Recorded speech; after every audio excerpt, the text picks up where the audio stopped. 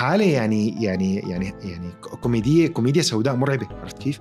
فتشوهت المدينة. أنا أذكر تشوه منظر العام تبع مدينة دمشق.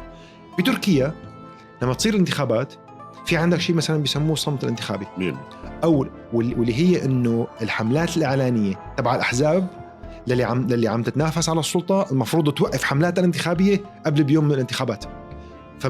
بيقوموا هدول الأحزاب بينزلوا السيارات تبعهم وبيلموا كل شيء له علاقة بالحملات الانتخابية اللي بتلزق على الحيطان والإعلانات اللي بالشوارع واللافتات اللي بتتعلق بالطرقات، بيمسحوا كل شيء، بيقيموا كل شيء، بينظفوا كل شيء، ما بيتركوا شيء. هذا اسمه الصمت الانتخابي. وبترجع بعد من الدولة، بيرجع بعد من المواطن بقى لحياته الطبيعية. يعني عندنا بسوريا ما يعني هي التجربة.